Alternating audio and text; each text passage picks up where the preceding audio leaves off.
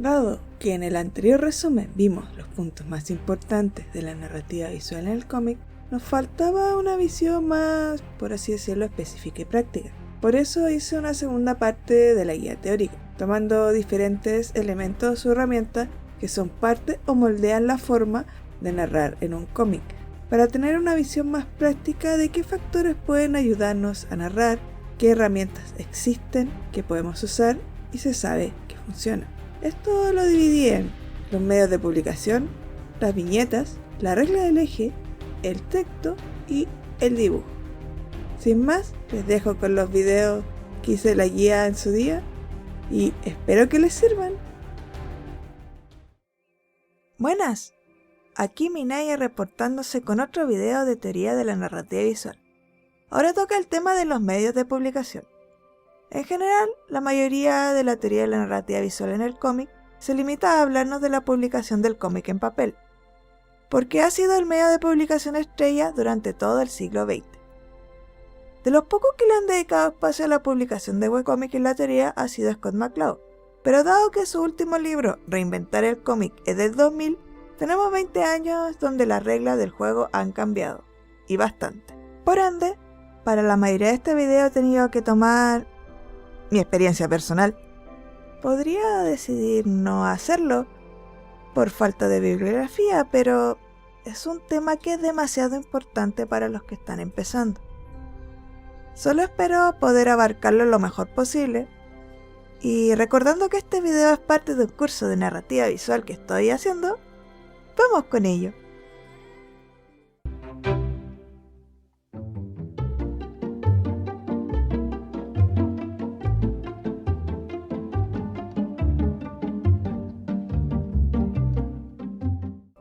Algo que siempre se nos olvida es que un cómic puede tener variados medios de publicación. Antes de que existiera el papel ya había historias contadas en paredes que se pueden considerar como cómic, hasta en columnas. El lienzo tiene más posibilidades de lo que consideramos, y eso es mejor nunca olvidarlo. Pero sí es cierto que más allá de sus posibilidades artísticas, los lienzos más populares son los que nos ayudan a llegar a más gente, a más público. Los medios que tienen cierta estandarización y logran que las masas los lean. En estos tiempos sería el papel y los medios digitales. Scott McCloud en Reinventar el cómic nos comenta que el cómic ha vivido un siglo entero encerrado en una página y que la era digital debería expandirse, lo cual es cierto hasta cierto punto, ya que la era digital ha logrado que se abran más herramientas al autor de cómic, como lo es tener viñetas animadas, agregar música, tener el lienzo infinito de los webcómics. Bueno, de lienzo infinito no es exactamente eso, porque está limitado por el peso de los archivos que nos deja subir cada página, así que lo de infinito se podría decir que es una romantización de esto, la verdad. Una de nuestras primeras decisiones como autor es decidir en qué medio nos publicaremos.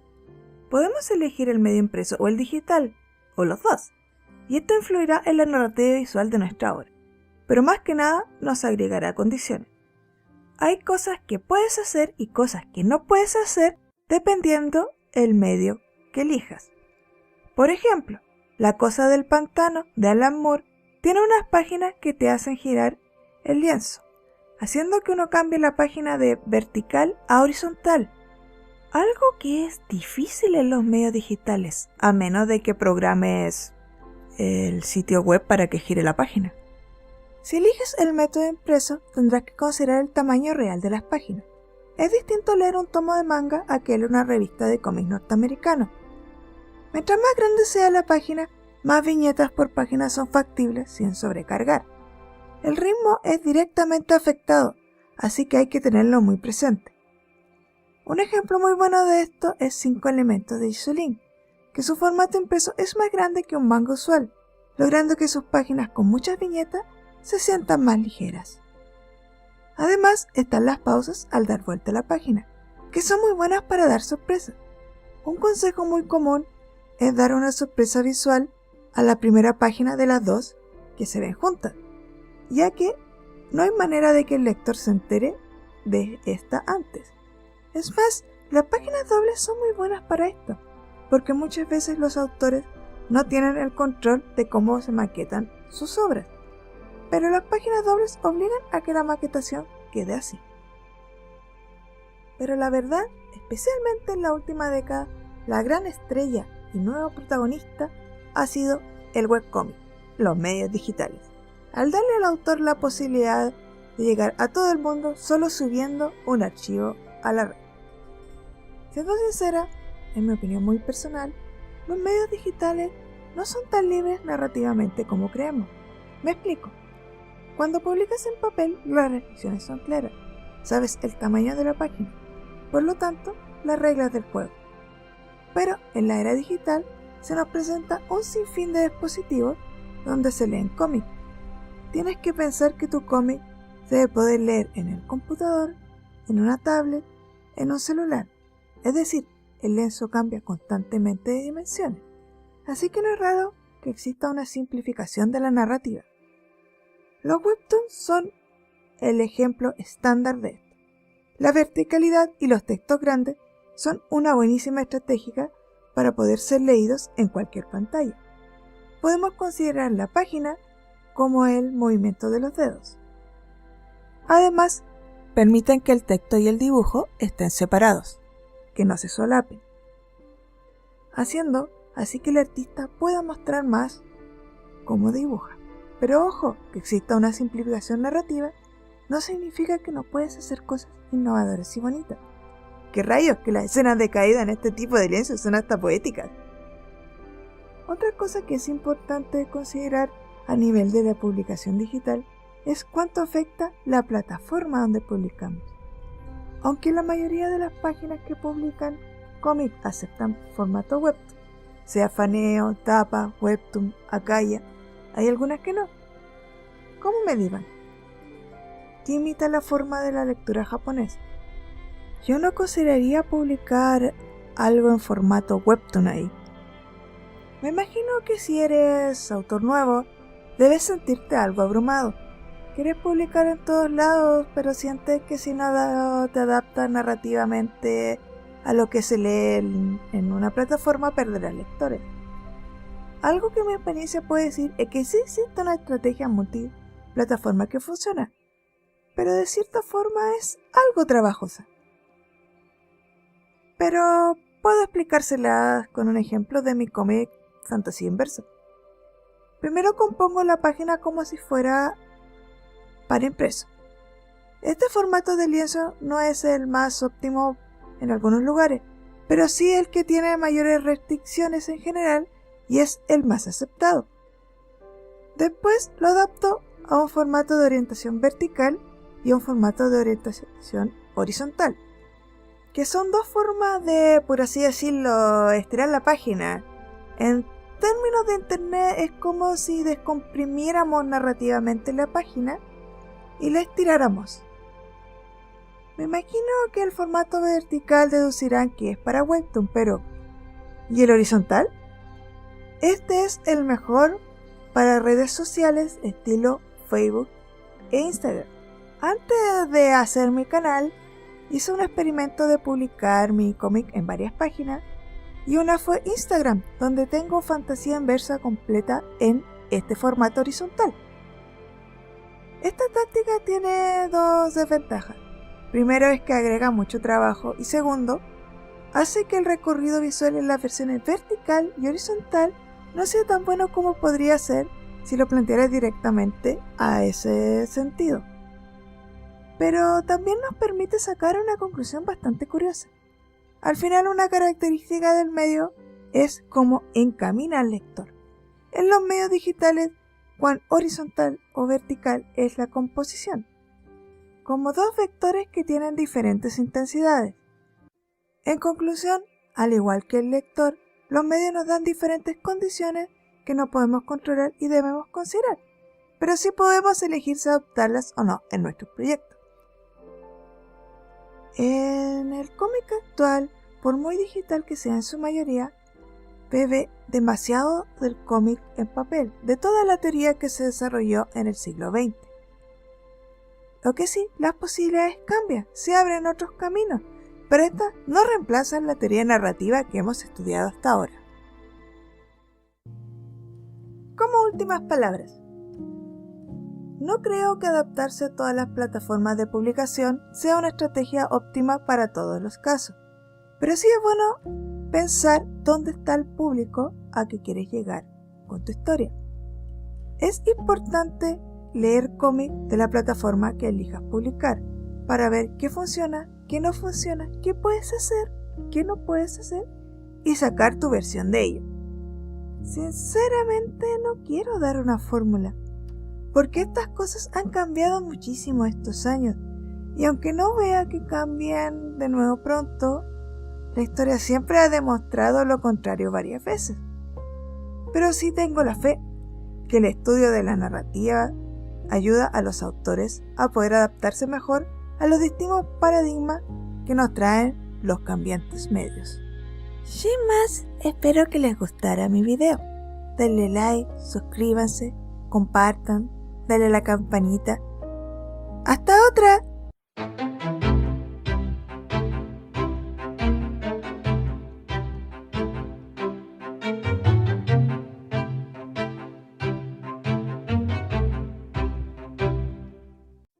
Buenas, aquí Mineia reportándose con otro video de narrativa visual. Ahora toca el tema de las viñetas. Las viñetas son quizá uno de los elementos más característicos del cómic, de esos que nos hacen pensar en un cómic, un icono. El estudio de las viñetas es quizá una de las pocas cosas que se pueden considerar únicas del cómic, y que un autor de cómic no puede estudiar en otras partes. Si lo piensan, el concepto de viñeta es uno de los aportes más grandes del cómic a la narrativa visual. Solo espero por mi parte poder cubrirlo bien. Sin más que recordarles que esto es parte de una guía de narrativa visual en el cómic que estoy haciendo, comencemos.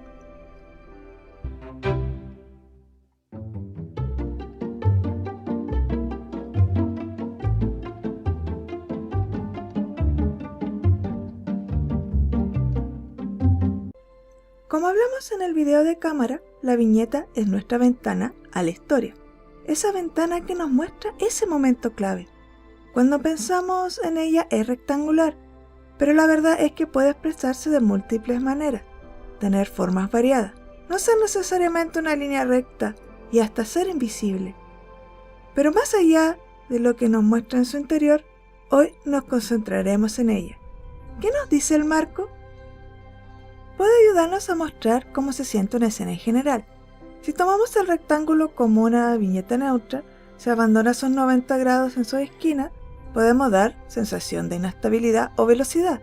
Si se mezcla con un icono como la cuerda, puede representar que se es atrapado por ese objeto.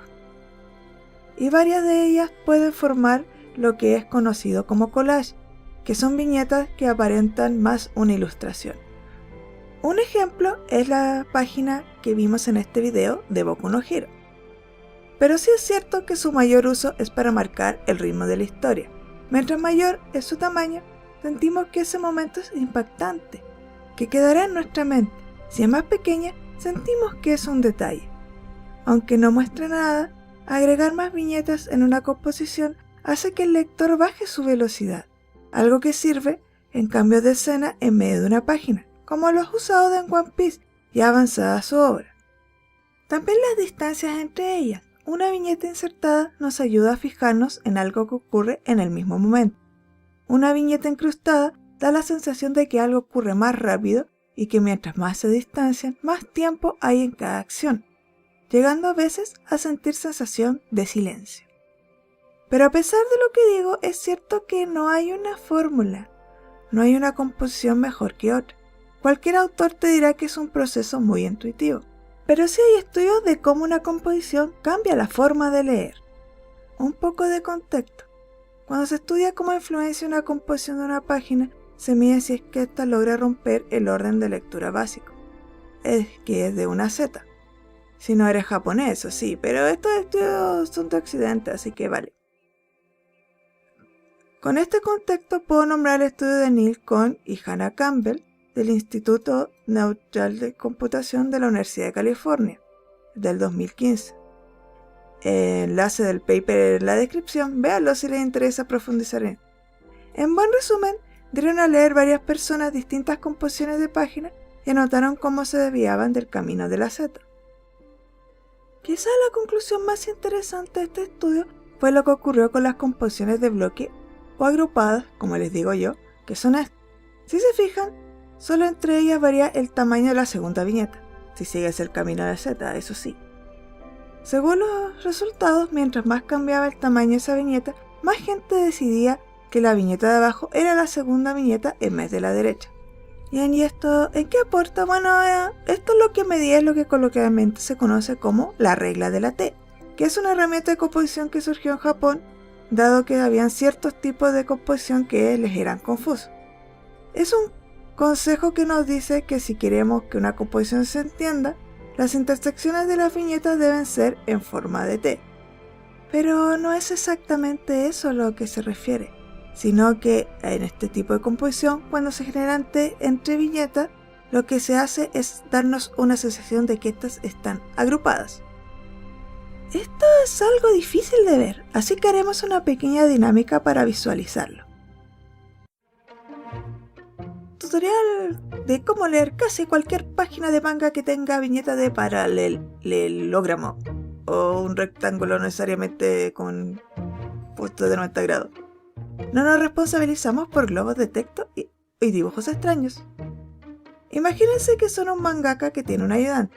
Tienes entrega mañana y debes darle a tu ayudante el boceto de esta página lo más rápido posible para que la entienda.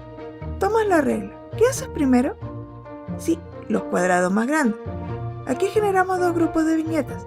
Ahora hacemos lo mismo en los grupos de viñetas y nos preguntamos, ¿generamos un grupo que tenga dos o más viñetas? Si es así, dibujamos las líneas. Si es que no, no las dibujamos. Lo haré en el grupo 1 para que se entienda. El grupo 1 lo dividimos en el grupo 1.1 y 1.2. Si es que dibujamos las líneas en el grupo 1.1, no se cumplen que los grupos generados tengan dos o más viñetas, así que no dibujamos esas líneas.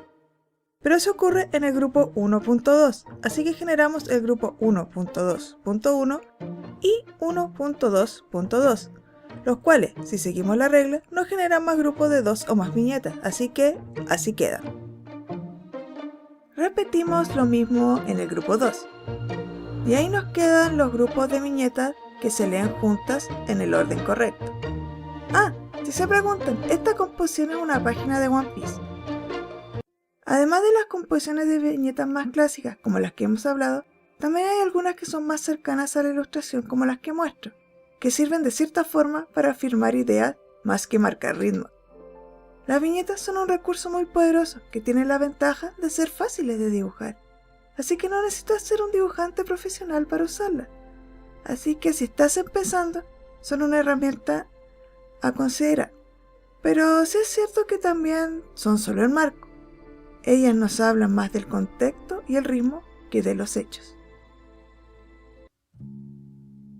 Como últimas palabras, admito que es la primera vez que intento no poner todo lo que hice en los libros. Por decir, siempre se nombra que las viñetas más altas que anchas tienden a leerse más rápido, o se aconseja no hacer composiciones como esta si tu orden de lectura comienza por la izquierda. Pero son consejos que si lees la teoría actual como que no encajan del todo. Algo que enseñan los estudios de viñetas es que hay cosas que son difíciles de encontrar una regla, que el arte del viñetado evoluciona constantemente. Pero sí es entretenido saber de estos estudios porque, como narradores, mientras más herramientas tengamos, más opciones tendremos para expresar nuestras historias. Pero nunca olvides que la composición correcta para una página es la que exprese mejor los sentimientos y las sensaciones de la escena, la cual no necesariamente es la más dinámica. Sin más, espero que les gustara mi video. Denle like, suscríbanse, compartan, denle a la campanita. ¡Hasta otra!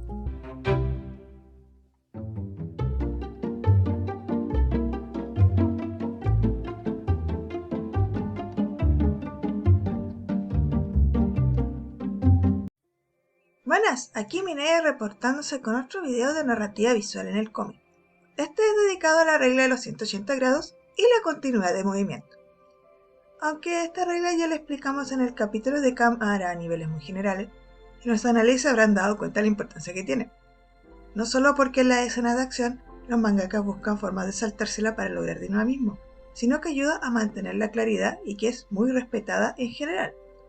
Admito que no he estudiado audiovisual ni cine, así que no me considero la mejor persona para explicarla de manera general, pero sí creo que un video explicándola en el contexto del cómic ayudará a los autores a entender su importancia en este medio, ya que la mayoría de las explicaciones que hay en internet son a nivel de cine y video, pero la verdad es que esta regla se ocupa en cualquier medio visual. Sin más que recordarle que este video es parte de una guía de narrativa visual que estoy haciendo, ¡comencemos!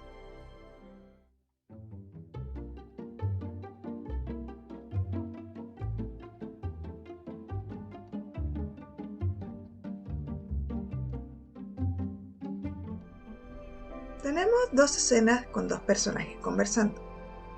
Imaginemos que el lector es una persona que es un espectador invisible que tiene un cartón en la mano con un cuadrado como ventana y solo mira a través de él. Él sabe que en la escena hay dos personajes y que está al fondo, manteniendo siempre su mirada en los personajes. Lo teletransportamos a diferentes lugares. Si se aleja o se acerca, no parece incomodarle, pero ¿qué ocurre si lo teletransportamos a esta área? Esto lo confundiría, ya que la escena es completamente distinta. No tiene forma de saber por qué los personajes se ven de diferentes lados y parece que estuvieron en otro lugar. ¿Qué habrá sido un salto de tiempo en la trama? Ya que el fondo no lo conoce. Los que ya están familiarizados con la regla del eje habrán notado a qué va esta analogía. El agujero del cartón es la viñeta, la vista del lector. La línea recta que se hace entre los dos personajes es el eje. Lo que ocurrió en la última teletransportación es un salto de eje, que es algo que esta regla dice que hay que evitar si queremos que el lector no se confunda dónde está. La regla del eje básicamente nos dice que para que el lector no se pierda dónde está, cualquier corte de cámara debe evitar saltarse el eje. Si lo piensas, en el cómic, cada vez que pasamos de una viñeta a otra, es un corte de cámara.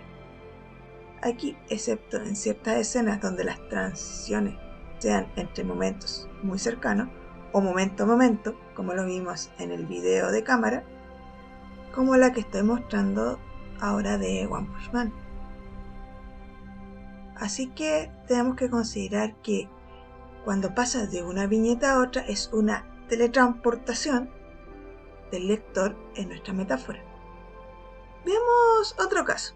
Algo muy común en el cómic es hacer que una viñeta donde contextualizamos al lector donde están los personajes para después que éste desaparezca y concentrarnos en sus acciones.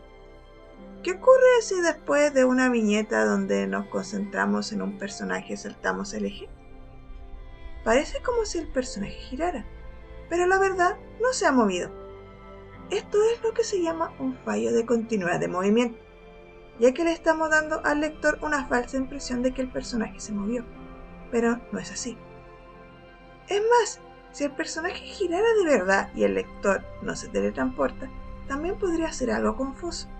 En estas situaciones se aconseja hacer una viñeta donde uno deje patentado el cambio de dirección, teniendo alguna referencia conocida por el lector, como lo es el otro personaje. Veamos la otra situación que se nombra en la literatura, que son las escenas donde el personaje se mueve. Ahora el eje es la dirección del movimiento.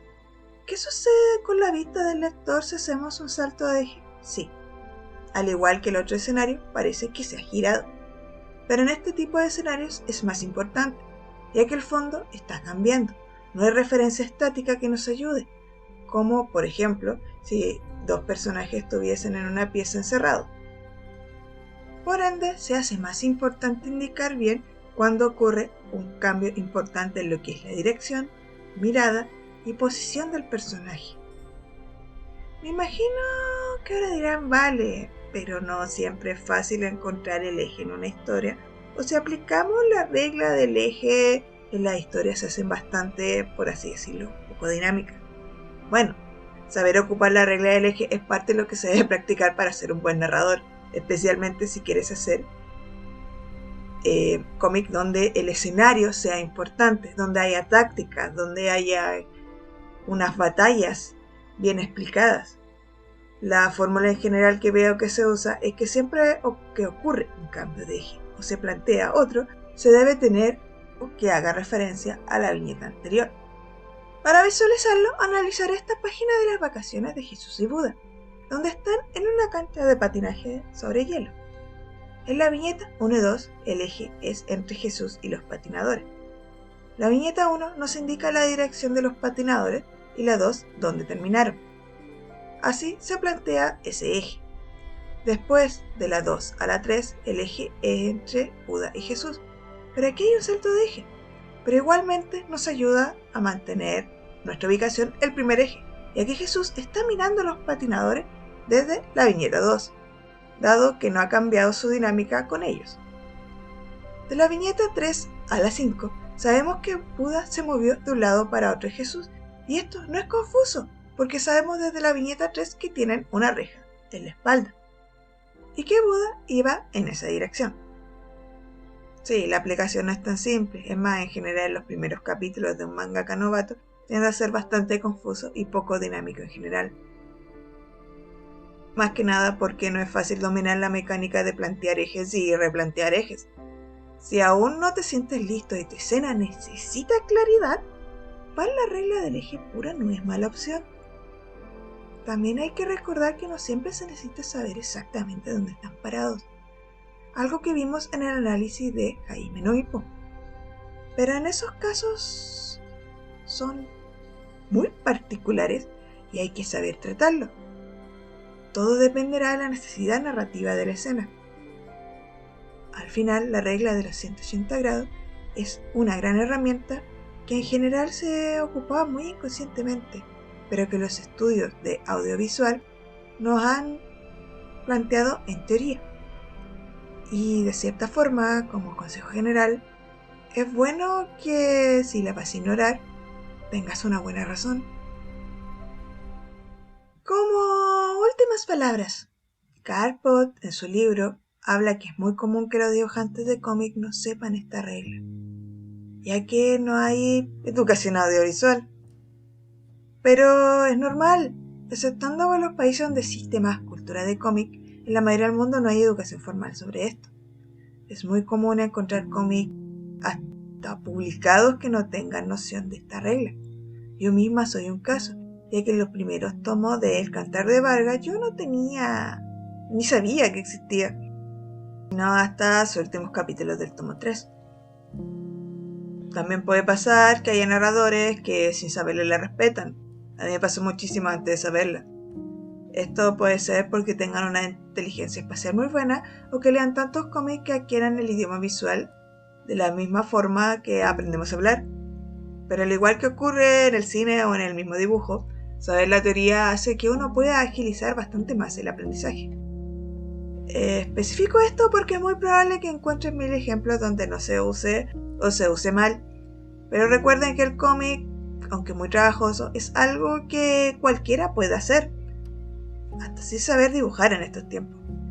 Así que es mucho más común ver obras sin ninguna formación que, por ejemplo, en el cine. Pero también esa es la gracia del cómic, porque al igual que la literatura, permiten que existan historias más variadas que solo las que puedan ser las grandes producciones, lo cual de cierta forma es una de las maravillas de esta época. También, en parte, esta guía es para que los nuevos narradores puedan ahorrarse el trabajo de entender esta regla y encontrar mejores maneras de narrar su historia. En general, la mayoría que hemos estudiado a nivel de cómic esta regla es porque la hemos leído en tutoriales de cine y la hemos aplicado al cómic. Y algo que es muy común también es lo que es dibujo. Hay más tutoriales de dibujo que dibujo en cómic. Pero bueno, así es la vida y hay que ser autodidacta también en cierta parte. Bueno, sin más, y espero que les ayudara este video, aunque fuera ya materia ya vista. Y que, bueno, si les gustó, ya saben, compartan, denle like, suscríbanse si no están suscritos y nos vemos en un siguiente video. Hasta pronto.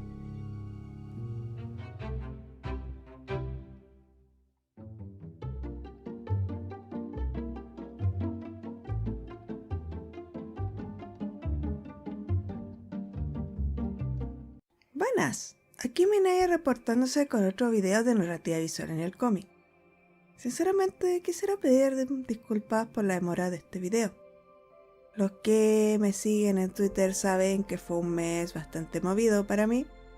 No malo, pero sí muy movido. Pero sin más, prefiero que empecemos con el tema de hoy. El texto en el cómic. En estos años he visto, especialmente en las redes, que el texto ha sido considerado, por así decirlo, como algo malo en el cómic. Como que si tuviéramos que siempre evitarlo. Aunque sí es cierto que uno de los mayores consejos cuando se hace un cómic es mostrar antes que contar, despreciar al texto como herramienta es quizá otro error mucho más grande. El texto, mejor dicho, la palabra, como se refiere Scott McCloud, puede contar muchas historias sin necesidad de dibujos. Nos ayuda a expresar ideas abstractas de forma clara. El lenguaje es una de las bases de nuestra comunicación, una de las mayores invenciones del ser humano, algo, aunque no lo parezca, muy humano. Sin más, les recuerdo que este video es parte de una guía narrativa visual en el cómic que estoy haciendo. ¡Comencemos!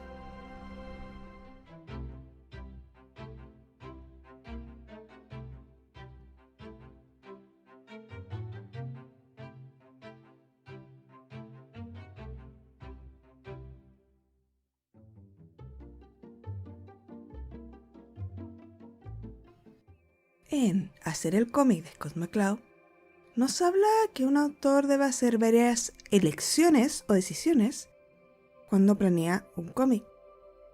La elección de momento, la elección de encuadre, la elección de flujo y la elección de palabra. Recalco esta visión ahora porque uses o no texto en el cómic, debes pensar si es que puedes contar lo que quieres contar sin él. Es una decisión que está en la génesis de la obra. La palabra es importante, porque en el cómic en general es un medio que no consta de sonido, y el texto es una manera de representarlo. Así podemos hacer que el lector escuche con los ojos. ¿Sí? Pues muy raro que suene eso. Pero, ¿cómo lo hacemos? Aquí es donde la imagen y la palabra se juntan. El volumen se puede representar con el tamaño. Mientras más grande es el texto, en comparación es más fuerte. Mientras más pequeño, es más bajo. También puede representarse por el grosor de la palabra, el timbre o el tono, su aspereza, su agudeza. Puede que la palabra se combine con distintos tipos de trazo. Una línea más recta da la sensación de dureza. Una línea más orgánica da una sensación de suavidad en el sonido. También podemos escuchar los sonidos por asociación. Hay ciertos objetos que suenan de cierta forma, como una campana o un splash con forma de agua, donde lo relacionamos con el sonido del objeto. Y por último, por integración gráfica, donde el dibujo nos da pista de lo que ocurre. Como por ejemplo cuando a una persona se le da un golpe en un cómic, independiente de la onomatopeya que uno ponga, uno tiene como una idea de cómo suena ese golpe. Si es que le rompió un diente o algo así, como que nuestra cabeza reacciona a eso. En este último grupo también podemos encontrar quizá el más icónico de todo esto, el globo de texto. El globo de texto es algo que el lector debe aprender a asociar para poder leer cómic. Saber que su forma base, sea cual sea, depende del estilo del autor, pero siempre o casi siempre va a tener algo que indica cuál es el personaje que dice las palabras. que este tiene varias convenciones usuales, como que si es más punteado de lo usual, puede representar un grito. Si su línea no es continua, representa susurro. Si es que parece como si estuviera temblando, es que está hablando con tono de miedo. Y si es como una nube, es un pensamiento. Pero lo usual es que lo que escuchamos con la vista sea una mezcla de la palabra, lo que representa el globo de texto, si está o no, y la imagen. Teniendo esto en mente, la relación dibujo-palabra y las sensaciones que podemos lograr, el buen Scott McCloud nos da 7 clasificaciones que nos pueden ayudar a visualizarlo. La primera es palabras específicas, que es básicamente que la palabra nos da todo el contexto que necesitamos y el dibujo solo un apoyo. Por ejemplo, en esta viñeta las palabras nos están diciendo todo lo que ocurre en la mente del personaje, que queda en blanco. Podría dejar solo el texto y se entendería completamente. Esto nos da la ventaja de tener una comprensión de ideas más fácil parte del lector, ya que se apoya uno en la capacidad de las palabras de entregar ideas de manera compacta. En general se ocupa bastante de las transiciones de escena a escena, como esta imagen, donde el narrador nos resume qué ocurrió y las imágenes son simplemente un apoyo. Aquí todo avanza muy rápido sin dar mayor hincapié a algo o algún detalle. Esto siempre es muy bueno para recordatorios. También hay que tener cuidado con ellas, aunque nos evita dibujar bastante y nos da menos trabajo. El sobreuso de este tipo de relaciones en la historia puede ser incómodo para el lector, hasta hacerlo abandonar la lectura. Además que no son muy buenas para expresar o dejar ideas importantes en la cabeza del lector. 2. Dibujos específicos. Aquí el dibujo es el que cuenta la acción y la palabra se ocupa como acompañamiento. Quizá es lo más aconsejable en escenas donde es importante la acción. Por ejemplo, en esta viñeta, el texto nos dice que ella piensa que él es fuerte, pero el dibujo nos deja más que claro que es lo suficientemente fuerte como para que el peso de ella no lo haga caer y la expresión de ella de que eso le sorprende. Aunque uno entienda completamente lo que ocurre en el dibujo, la palabra puede dar hincapié a algo que queremos que quede dentro de la cabeza del lector o que queremos que sepa expresamente que lo piensa el personaje, como en el ejemplo. Aquí es importante que el dibujo sea claro, ya que es la base de lo narrado y la palabra. Aunque ayuda a darle naturalidad a la escena, es un complemento. 3. Duales. Aquí es donde el dibujo y la palabra dan ambos la información completa. Por ejemplo, en esta viñeta donde el chico está feliz y el dibujo se ve que está feliz. Puede que a muchos les parezca un error, ya que hace sentir al lector como un estúpido al repetir una idea para que no haya duda en entenderla. Pero la verdad es que dentro de las relaciones entre texto e imágenes es de las que más se usa, no solo en cómic. Es base de las señaléticas como las salidas de escape por emergencia, donde es completamente necesario entender qué hay. También es muy común en libros para niños pequeños, donde se necesita la repetición de ideas para entender y aprender. Y en narraciones donde se quiere dar un aire de antigüedad, ya que antes el lector de cómic no estaba tan entrenado para entender todo, por ende se recurría más a esto. Si tu historia tiene un enfoque didáctico donde quieres enseñar conceptos o imitar un estilo antiguo, es muy probable que sea una de las relaciones que más uses. 4. Combinación intersectiva. Aquí la palabra y el dibujo cuentan una parte importante de la información que no la cuenta la otra, pero a la vez hay algo que las dos dicen. Es difícil de ver, pero con un ejemplo se entiende. Por ejemplo, en esta viñeta, el texto nos dice que sabe cada uno del nuevo, mientras que el dibujo, al centrar el personaje y ser el único que no habla, nos muestra de quién es, su apariencia y su actitud de todos en esta escena. Lo importante aquí es que la palabra cuente lo que la palabra cuente mejor, el dibujo cuente lo que mejor puede hacer. Por ejemplo, sería redundante que la chica dijera: ¿conoces a este chico feliz? Que el personaje nuevo sea el chico feliz, lo cuenta mejor el dibujo. También sería difícil contar la relación entre los dos personajes que son hermanos con solo dibujo, y gastaríamos más viñetas de lo necesario, algo que la palabra cuenta rápidamente y de manera eficiente. 5. Relación interdependiente. Aquí es donde, para entender toda la escena, necesitamos la información del texto y el dibujo. Por ejemplo, en esta viñeta, él dice que está triste, pero la verdad no se ve triste, más se ve bastante feliz en el dibujo. Dada la información del dibujo y las palabras, sabemos que está mintiendo. Pero esto es algo que no se entiende si vemos el texto solamente o el dibujo solamente.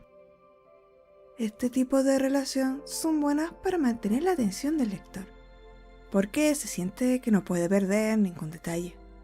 Porque si lo piensas, es ligeramente estimulante lograr hacer una relación, lo que sí le pide un poco más al lector.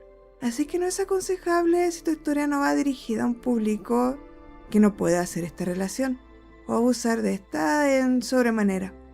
Pero sí es bastante buena si quieres dar hincapié a algo sin que el lector se sienta estúpido. 6. En paralelo. Cuando las palabras y el dibujo no parecen tener relación alguna. Sí es posible. Por ejemplo, en esta escena, donde vemos que alguien grita que ordene su habitación y hay una escena épica. Más allá de las mil teorías que uno podría hacerse, que uno no sienta una obvia relación entre la imagen y la palabra despierta curiosidad. ¿Qué tendrá que ver? ¿Hay algún misterio importante aquí? Por eso es muy usada para introducciones de historia. Por decir, se agregó la siguiente viñeta al chico que le responde a la mamá con un libro en la mano. Ahí uno puede completar la idea. ¿Será la imagen anterior de la historia del libro que estaba leyendo? Tiene bastante más sentido, ¿no? 7. Montaje.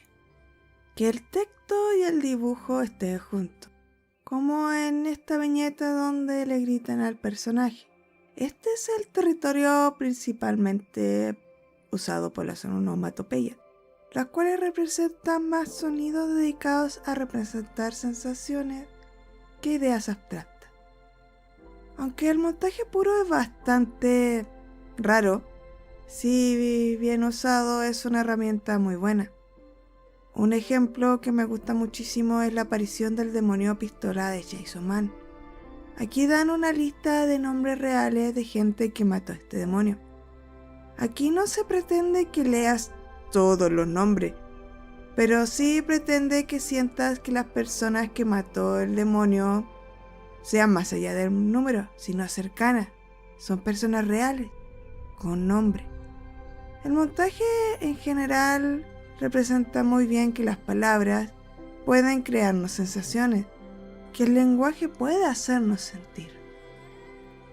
El lenguaje es una de las herramientas más poderosas creadas por el hombre. Como ya dije, puede contar historias completas por sí sola.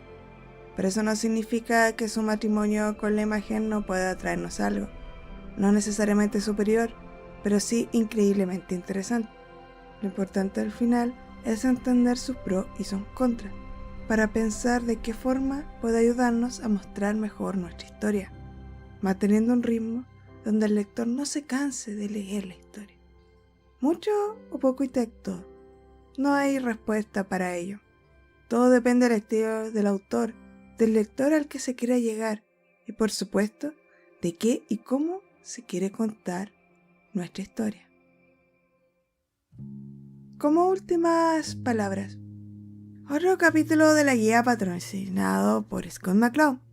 Pero la verdad es que por algo siempre se aconsejan sus libros cuando se habla del tema de narrativa visual en el cómic. Porque son pocos los temas que no toca o no habla bien. Siempre que se toca el tema del texto en el cómic parece que nos ponemos guantes de boxeo para discutirlo, pero la verdad es que no hay respuesta. Hay cierto tipo de lectores que están acostumbrados a que el cómic tenga nada de texto y otros que tenga bastante texto. De cierta forma, si sientes pesado o no la lectura también depende de lo que estás acostumbrado a leer. También hay que considerar que, en general, la tendencia comercial actual es intentar no hacer pesada la lectura. Pero eso es algo que ha evolucionado en el tiempo. Los cómics más antiguos tienden a tener más texto que los cómics actuales. Y eso no los hace peores. También es mucho del estilo. Y hay ejemplos actuales que cumplen perfectamente esto, como One Piece, que por tener mucho texto no significa que le vaya mal, ¿no? Al final, como siempre, es buscar la mejor manera de contar nuestra historia y que sea factible dentro de nuestras posibilidades, porque en esto no hay fórmula que siempre resulte. Sin más, espero que les gustara mi video. Ya saben, denle like, suscríbanse y denle a la campanita si les gustó. ¡Hasta otra!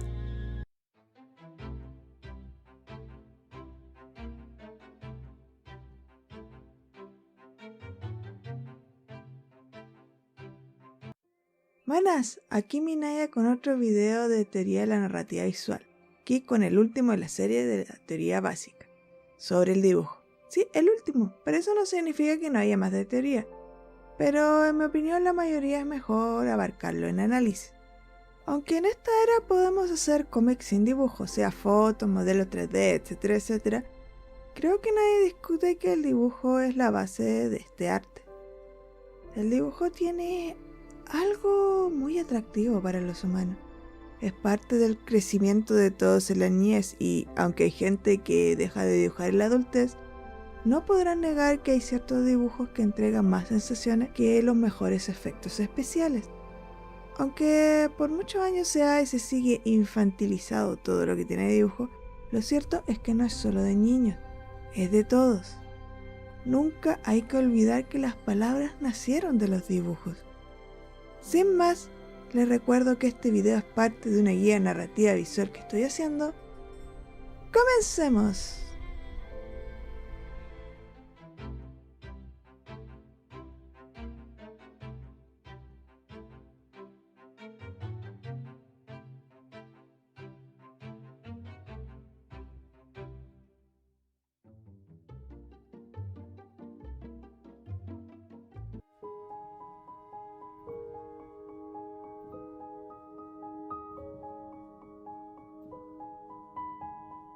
El ojo está mucho más predispuesto a percibir la forma a través de los contornos o los bordes que a través del modelado. Sin embargo, las formas no tienen realmente una línea exterior, sino que existe una silueta de contorno que abarca todo lo que se puede ver de una forma concreta desde determinada perspectiva. Es necesario delimitar esa forma de alguna manera, y por eso dibujamos una línea de contorno. ¿Cómo es un buen dibujo para cómic? ¿Cuál es el mejor dibujo para un cómic? Esta es una pregunta que tiene muchas respuestas, porque lo que es dibujo hay muchas formas de llegar a ser bueno y muchas formas de ver lo que es bueno. Pero eso no significa que no podamos, por así decirlo, darnos una idea general de qué es un buen dibujo. Cómo dibujamos tiene gran parte de cómo vemos el mundo, de cómo funciona la mente humana, de nuestra percepción visual y de nuestra percepción personal del mundo, como personas en un contexto social y cultural. Por eso es muy común que encuentres a alguien que parece adorar dibujos que para ti son feos. Por eso Scott McCloud afirma que un estilo de dibujo es algo demasiado personal. De cierta forma, el estilo de dibujo te encuentra a ti, en vez de tú a él. Y hay algo, por así decirlo, que no tienes control. Scott McCloud hacer el cómic mostraba que todas estas filosofías de cómo hacer un cómic podían agruparse en 4 según qué tan influyente es cada una en ti. La primera es la devoción por la belleza, o como los titulaban los clasistas. Aunque a primera vista puede parecer que hablamos de una visión que agarra la técnica, la verdad es que se refiere más a la búsqueda de una estética que sea atemporal, la cual casi siempre es respondida por la perfección de la técnica. Quizá imposible para un perfeccionista, pero si eso no evita que intente buscarla. Esta devoción puede traer cómics muy estéticos, muy hermosos, pero pueden pecar en no tener mucho sentido y quizá no ser cercanos al lector. La devoción por el contenido, los animalistas. Esta es la creencia que todo debe ir en función a su tema. Por decir, por muy irreal que sea lo gráfico, el dibujo, etc., mientras transmita lo mejor posible la historia, no importa. Por ejemplo, los estilos mangas más conocidos en Occidente no temen en quitar realismo a las caras para lograr que se vea más expresiva. Esta devoción puede traer cómics con grandes mensajes, pero puede pecar en no tener sentido para el lector al solo dedicarse a mostrar un tema. La devoción por el cómic mismo, o mejor dicho, los formalistas. Experimentar con el medio, disfrutar con los límites de esto, romper la cuarta pared o el orden de las viñetas sin un mensaje en particular. De cierta forma es el disfrute por la experimentación y todo lo que puede abarcar el medio donde se publica. Esta devoción puede lograr grandes avances en lo que es narrativa visual, dando herramientas nuevas, pero puede pecar de no contar nada. La devoción por lo auténtico, o como les dice Scott McCloud, los iconoclasistas. Que el autor sea fiel a sus intentos, que si siente que debe expresar algo, lo haga, sea sentimiento puro, grosero y real, mientras más auténtico, visceral sea, mejor. Muchos cómics políticos actuales tienden a ser así. Esta devoción puede traer cómics con que todos nos identifiquemos, ya que la realidad no es todo belleza, ni mensajes, ni viajes del héroe, pero puede pecar de solo ser entendido por sus mismos autores. ¿Con cuál se identifican? Scott McCloud se identifica como formalista. Yo sinceramente creo ser más animalista, pero con alta influencia clasista. Pero eso no significa que no pueda disfrutar obras con otras visiones, aunque sí quizá me cueste un poco más comenzarle, la verdad. Puede parecer que hasta el momento he hablado más de cómo son los autores, de cómo es el dibujo, pero es normal porque, como ya dije, un buen dibujo para un autor es algo que tiene que ver con su percepción de mundo. Dado que decir que es un buen dibujo es algo complicado, podemos perfilar el mínimo técnico, es decir, lo que necesitas para dibujar cómic que se entienda. Que ojo, que es distinto un mínimo técnico que un mínimo comercial, aunque este segundo es un tanto tan difícil de definir como un buen estilo de dibujo. Principio de constancia. Que tu dibujo no tenga importantes cambios de una viñeta a otra. En resumen, que tus personajes o lugares no parezcan otros si hay un cambio de viñeta. Este es un principio fundamental para la claridad. Aunque no es necesario que sean calcadamente iguales, mientras el lector no crea que es otro personaje, está bien. Esto se refiere a viñetas cercanas, porque es muy común que el dibujo cambie al recorrido de varios capítulos, especialmente en obras que toman años. Principio de diferenciación. que no se confundan los personajes. Por muy parecidos que sea, mientras el lector pueda saber que el personaje A es distinto al personaje B, se cumple. Este es quizá el principio básico de cualquier técnica de diseño de personaje: poder diferenciar a sus personajes.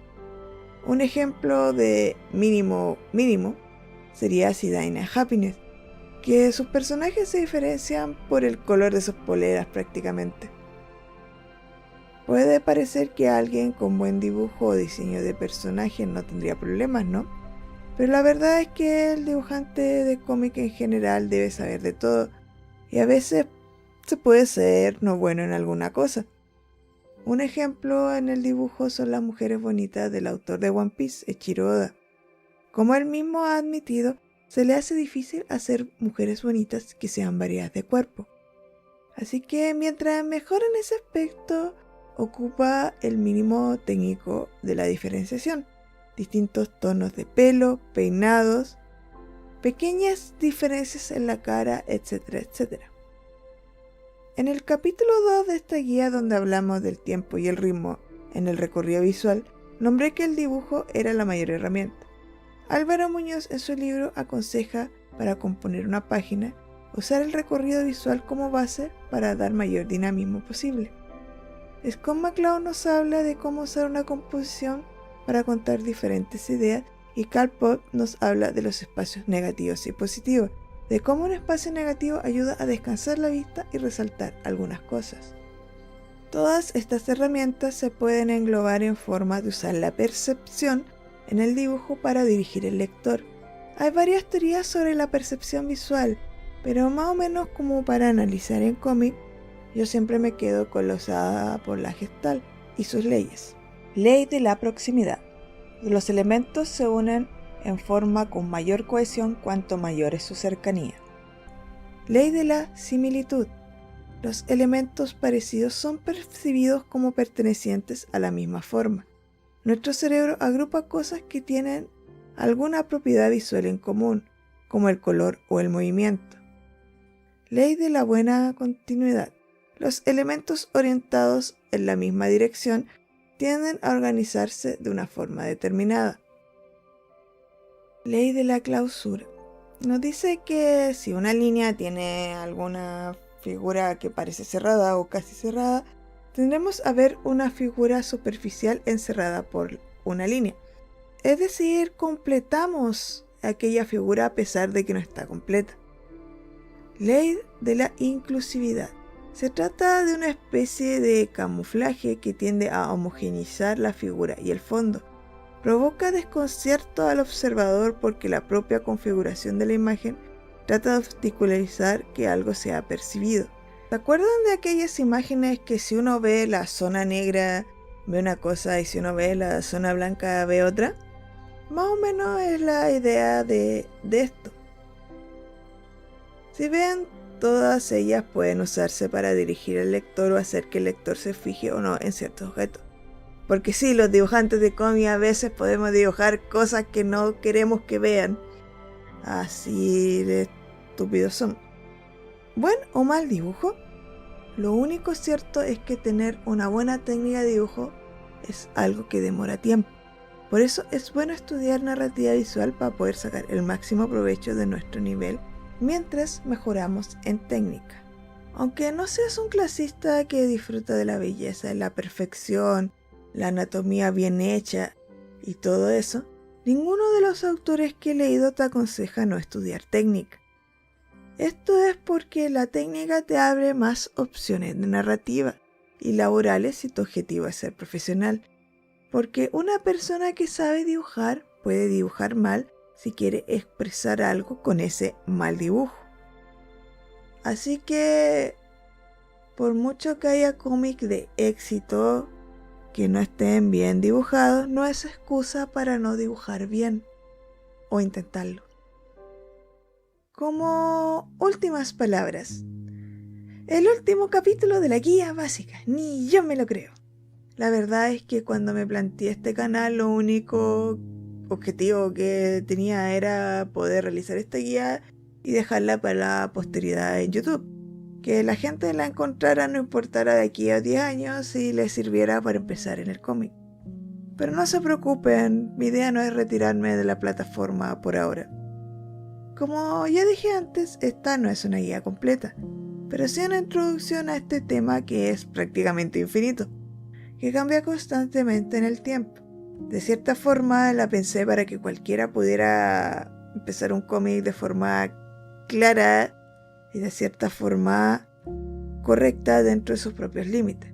Porque hacer un cómic es mucho trabajo. ¿No da rabia pensar que podrías haberlo hecho mejor solo sabiendo un poco de teoría? Tampoco digo que este sea el último día de teoría. Hay ciertos papers de Neil Cohn que tengo en mente hacer video, pero ya no los puedo considerar guía básica. No me considero experta en este tema, pero admito que hacer el canal me ha ayudado a profundizar bastante en ello. Sacar un poco de formalista como Scott McCloud. La verdad es que me aproveché demasiado de los libros que cada autor dedicó años de estudio para recopilar las técnicas que enseñan. Es más, Álvaro Muñoz admite que se demoró 4 años en poder reunir toda la información para su libro. Y aunque siempre los nombro en la biografía de los comentarios, creo que debo dedicarles un pequeño espacio aquí como agradecimiento. Primero a Scott McCloud y su trilogía de libros Entender el cómic, Reinventar el cómic y Hacer cómic. Heredero de Will Eisner, que no sé su libro porque McCloud cubría lo que decía. El autor más importante de esta área. Sus libros me ayudaron en demasiados capítulos, desde lo de iconografía, el texto, etcétera, etcétera. Innegablemente el más completo. Álvaro Muñoz y el libro que hizo para la línea de Aprender a dibujar cómics de la editorial Dolmen. Su libro fue el que me hizo entender la importancia de la cámara, los planos, etc. En él me basé para el video de cámara y la regla de los 180 grados. Y lo mejor es que es español, así que sé que lo que leí es exactamente lo que él escribió. Carpot con su libro La guía de C-Comic de creación de cómic. Su libro es el más completo después de lo de Scott McCloud. De él me basé en el capítulo 0 de Cómo leemos cómic y lo usé para apoyo en los otros capítulos. Quizás sea el autor más cruel de todo, ya que al haber sido editor, además de autor, no teme en mostrar errores comunes y decir quizá algo que no sea muy agradable para uno. Pero si piensa 2 veces sus críticas ayuda bastante a mejorar, la verdad. Neil Cohn y su página Visual Language Lab ha logrado darle un peso académico a la teoría de la narrativa visual en los cómics. Ocupé esos estudios para el capítulo de viñetas, ya que es el único de los autores que pudo ver la influencia japonesa en la composición de páginas. Aunque ha sido el que menos he leído, tiene varios estudios que espero poder traer algún día al canal. ¿Y eso? Solo me queda despedirme. Como ya saben, si les gustó este tipo de video, denle like, suscríbanse y denle a la campanita. ¡Hasta otra!